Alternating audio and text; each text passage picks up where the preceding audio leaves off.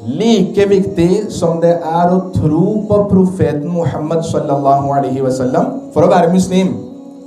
Like viktig det å tro på han som Allahs aller siste profet for å være muslim.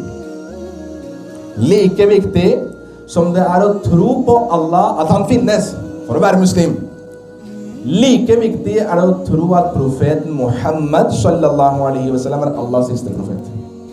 Like viktig som det å tro at Koranen Allahs ord, for å være muslim. Like viktig det å tro at profeten Mohammad sallallahu alaihi wasallam Allahs siste profet. Da kan dere selv tenke dere viktigheten av khatmun nubuwa, altså endelsen av profetdommen. At Rasulullah Muhammad sallallahu alaihi wasallam Allahs aller siste profet.